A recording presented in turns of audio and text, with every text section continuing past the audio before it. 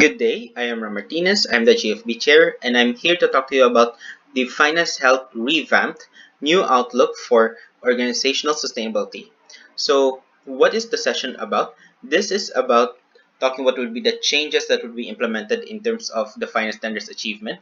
What would be the changes in terms of how do we view the data and the analysis of what is actually happening with our network and our products, and also being able to have a better perspective of what is the reality of different entities in terms of finances and performance. So the current situation is, first, the sustainability subcategories calculation is that currently we calculate the sustainability standard collectively, but not necessarily utilizing the subcategories of the sustainability standards. Next is that the overall finance standards calculation is treated equally, meaning when calculating the overall finance standards, it's simply averaging the 6 standards percentage. And the issue is that it doesn't allow bigger priorities on certain standards that is more significant or impactful to organizational sustainability, nor the roadmap targets. Then network and product overview, it's simply because there is a missed opportunity on how we can check the monthly entity overview, and also in terms of regional and product state. Also, in terms of understanding the finance standards, currently the finance standards are comprehensive and necessary aspect, but no shortcut in learning them. There's a missed opportunity on how to understand the finance standards better in relation to each other and to non-financial aspects in a simpler manner. Outlining the changes. First, introduction of indices to evaluate the development of financial processes and sustainability growth in an entity. Next is sustainability subcategories, calculating the sustainability subcategories percentage and determining the weights of priorities with these subcategories in sustainability standard. Thirdly, weights in finance standards percentage calculation on different finance standards. Then, introduction of clusters to identify which entities are within the same financial and performance reality. Then, 2 overviews, one for the product and one for the network. Now, let's talk about calculation, weights, and subcategories. Now, this time, we are introducing to you the Finance Health Indices, which are composed of Financial Process Index, or FPI, and Financial Sustainability Index, or FSI. FPI is the index that evaluates the compliance of financial process of an entity.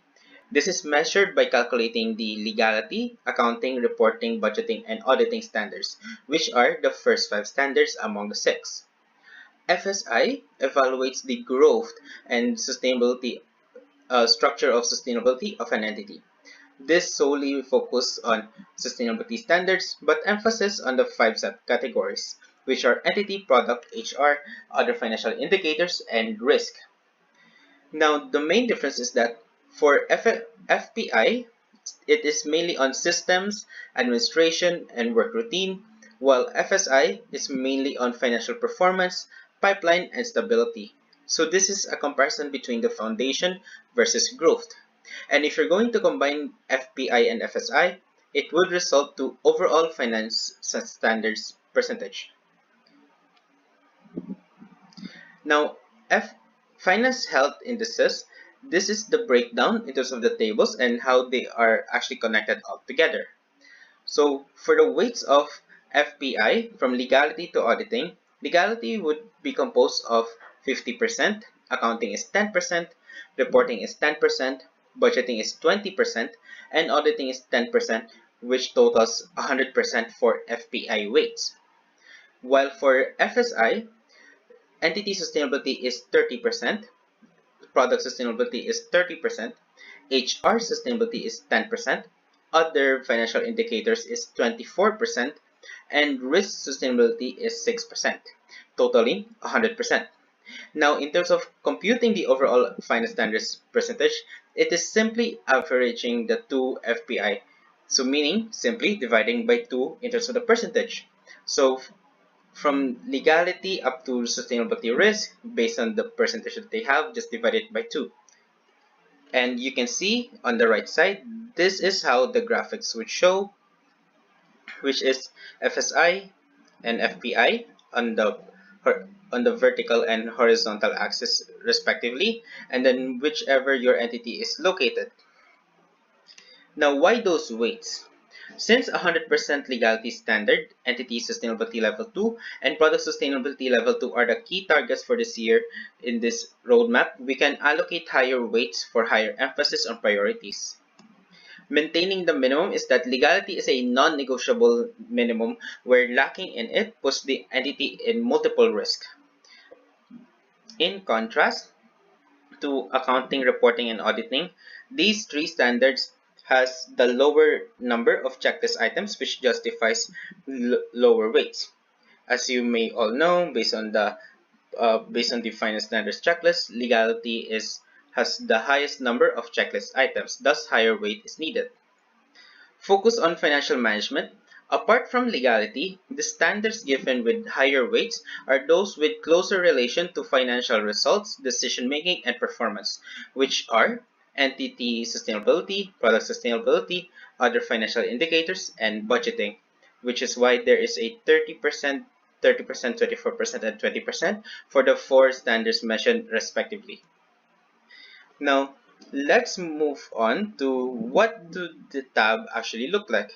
So as you can see, for FPI, there's the region, entity, and then the breakdown of the percentage of the 5 standards, and then based on the weights, calculates the FPI. Same pattern as well for FSI, but more on the 5 subcategories of the sustainability standard. And then there's the averaging of the totals of FPI and FSI to calculate finance standards percentage. Now let's take a look at the finance health dashboard. Now this is the intro, basically just explaining what is the dashboard all about, and then there is the link for presentation and link for video just for reference. And then in terms of the graphics, this is what it would look like globally. So from there would be in different colors based on their region, and then different positions based on their FSI and FPI. And then finance standards percentage. So as showed earlier, this is the way that they are calculated. So it is all arranged per region, and then there's also a copy of the calculation of FPI and FSI at the side. And then 2 separate tabs only for FPI and FSI if you just wanted to focus on these indices itself. Now for the presentation purposes, let's take a look about where are the entities per region is located.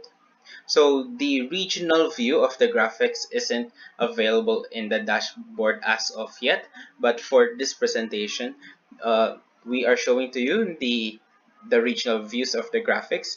So this is the one for Americas, this is for AP, this is for Europe, and this is for MEA.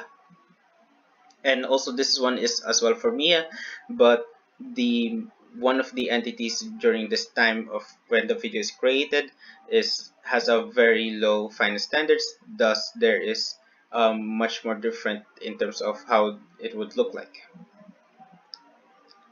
Now finance standards graphics, this one is for the global perspective.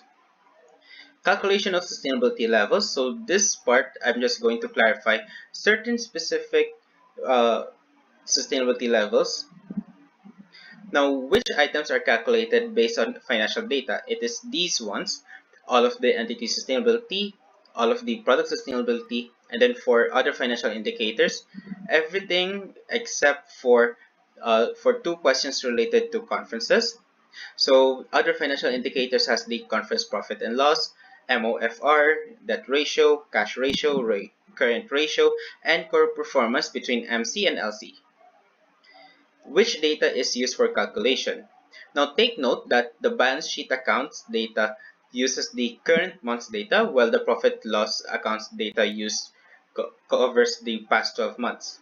Example, if report states as September 2018, The revenues and cost data used to calculate the sustainability levels would cover from October 2017 until September 2018. The reason for this is that the cumulative 12 months data would, because there are months where it will have profit and some months will have losses due to multiple scenarios like sales peak, fruit peak, fish peak, off season, conference season, ILMs. This way, we can avoid the extremes and focus more on the long run decisions, which is why, in terms of the data, we are using cumulative 12 months data.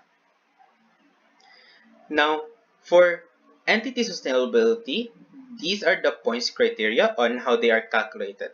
So for LC and MC sustainability, if they reach level 2, level 1, and level 0 based on their criteria presented in the finance standards booklet respectively, then level 2 will get 100%, level 1 will get 50%, and level 0 is 0%. Meanwhile, for entity sustainability, if they reach level 2, 100%, meaning this can only be reached if LC and MC sustainability reaches level 2 each. Level 1 is reaching 50% and level 0 is 0%.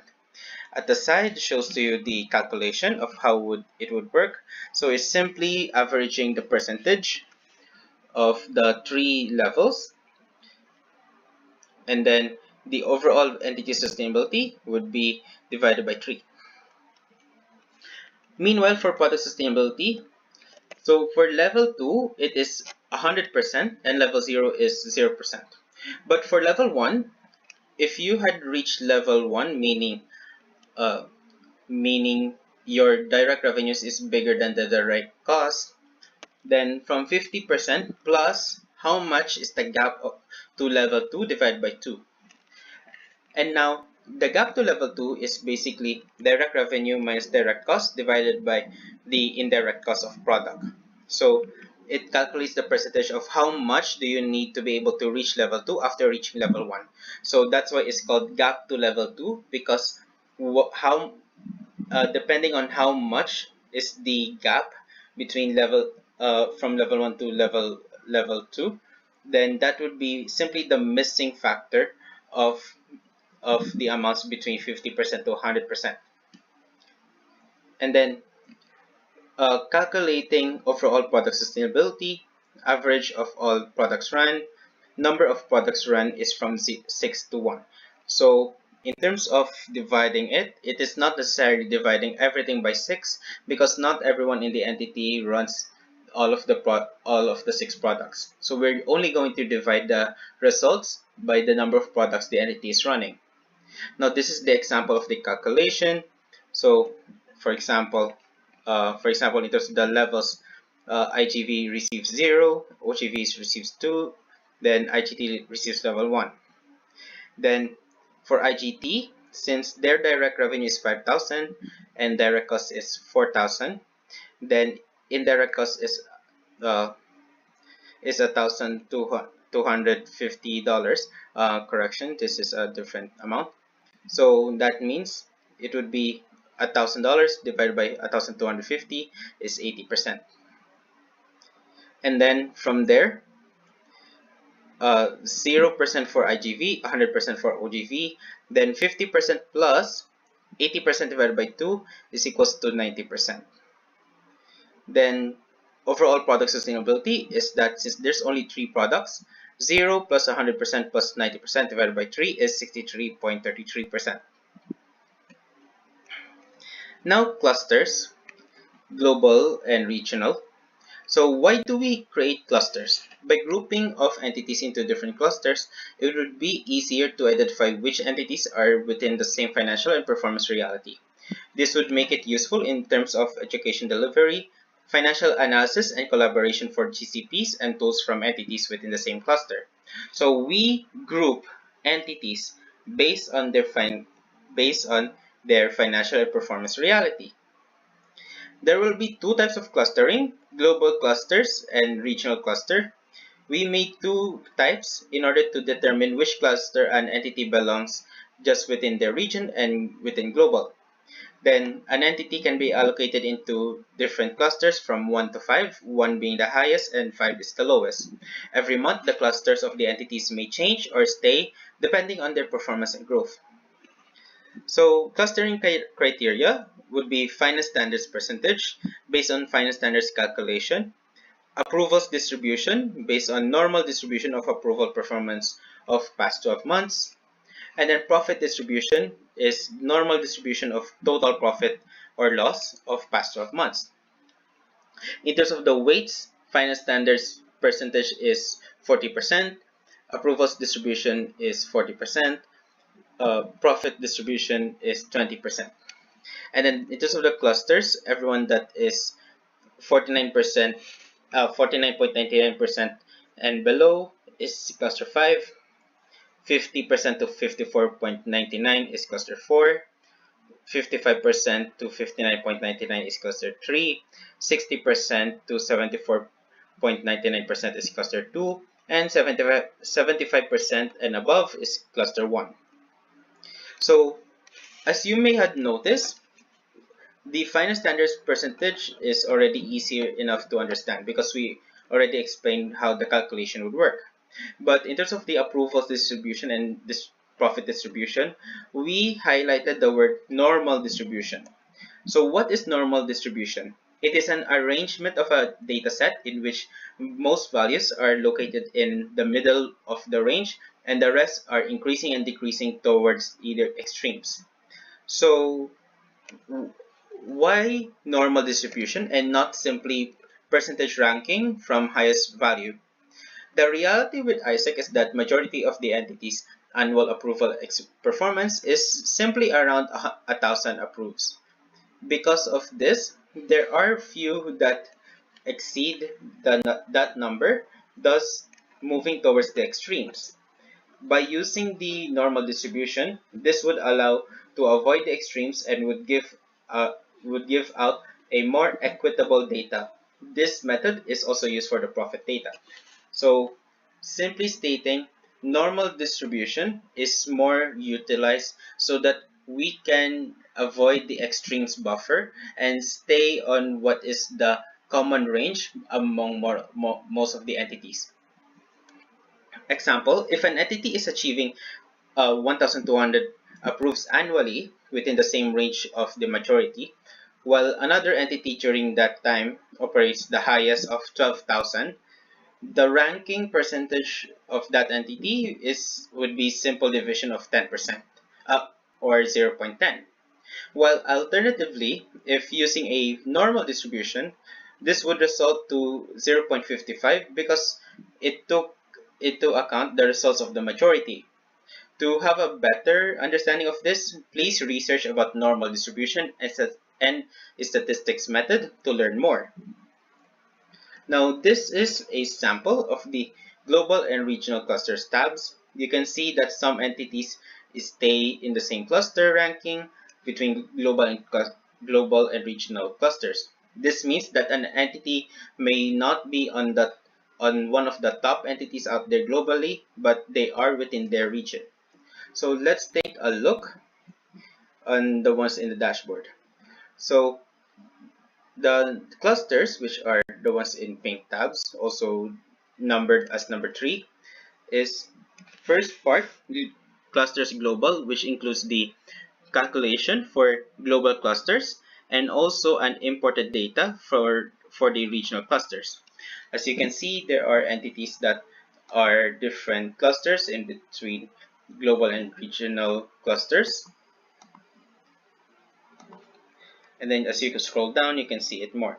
The way this is organized is based on ranking of the global clusters. And then another tab is more on the breakdown calculation for regional clustering. So this is arranged per region and also arranged depending on which ones are the highest. As you can see on both ends at the right side has the approvals performance and total profit, and then which are actually data used to be able to calculate the normal distribution. So to make it easier, you don't necessarily need to check this out, but more of a raw data that is being used for the calculation.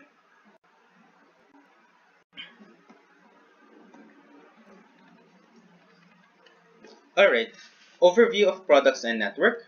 To be able to understand the current situation of each product in different levels across the regions, this would allow an overview of the growth of product sustainability, which is why we have product overview.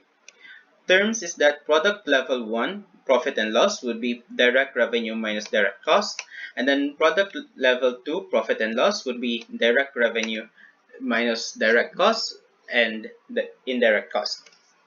The overview starts since Q2 2017 data and still computing with 12 months data. Meanwhile, for network overview, to be able to understand the current situation of LC and MC sustainability and entities, profit losses in different levels across the region, this would allow an overview of the growth of entity sustainability. So LC level 1 would be exchange revenue minus exchange cost of LCs. LC level 2 would be exchange revenue minus total cost of LCs. Conversely, for MC level 1, total revenue minus total cost. And then MC level 2 would be core performance minus 70% of the total cost. The overview starts from Q2 2017 as well. Now let's go to have a work through on the finance health dashboard. Now, about the product overview and network overview, you can see on the below there is already called categorized based on the product overview and network overview with the words product and network on the first part of the tabs. They are also colored based on the color of their logos of the products and of the region. So clicking product all, so meaning this is the analysis of all of the products that are run by each region and globally.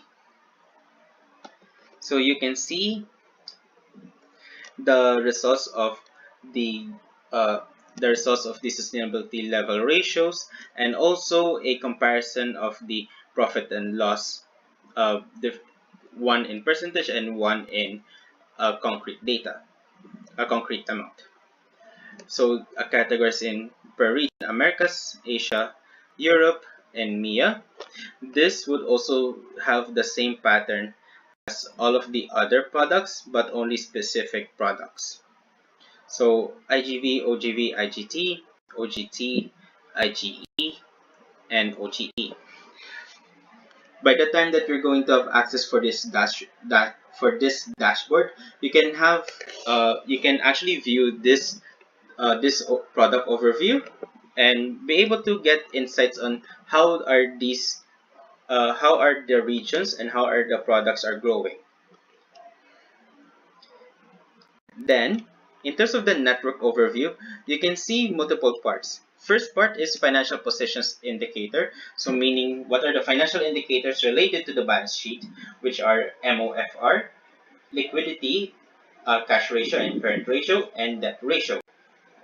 And then there is the exchange performance that is being done by the network, as well in terms of dividing it per region on the other tabs. Then this would also be divided per region. Then going to the right side, there is the LC sustainability trends. One is ratios comparison and one is profit and loss comparison. Same goes with MC sustainability trends, which is level ratios comparison and profit loss comparison. And then entity sustainability trends. The entity sustainability trends is quite different, as one, we are comparing the profit margin comparisons of everyone. So profit margin is margin of total revenue and total cost from MC, LC, and then the entity itself. And then the one on the bottom is entity sustainability profit loss comparison. So you can see three different sustainability levels trends: financial position indicators and exchange performance. In terms of the network overview, then each tabs of the network overview is divided per region. So this one is Americas, AP, Europe, and MEA. Now walk through Finance Health Dashboard. So the Finance Health Dashboard components would be each tabs are numbered that corresponds a category. First, if there is the number 1, these are finance standards percentage general. So focuses on finance standards calculation, finance health indices, and graphics of entity standing with finance standards. Then finance standards percentage specific is number 2, focuses on more specific level and deeper level of standards calculation and finance indicators. The ones with number 3 are the clusters for global and regional clustering. The ones with number 4 is products, focuses on product sustainability. And number 5 is network, focusing on entity sustainability. By the time that you will have this output, there will also be a link for the GFB Finance Health Dashboard. Also, this GFB Finance Health Dashboard would be the one that would be used to be sent alongside with the GFB reports per entity. So you can already save this dashboard spreadsheet into your own laptop. For more questions regarding the Finance Health Dashboard, please contact GFB Chair at gfbchair@ai.isec.org. And that is it in terms of this session. I hope that you had a good time understanding the Finance Health Dashboard, and I hope that you will have better insights of what is actually happening in terms of the entity. For more information, for more insightful analysis, go ahead and check the Finance Health Dashboard and try to understand what is actually happening in each of our products, in each of our regions, and global sustainability as a whole. So again, thank you so much and goodbye.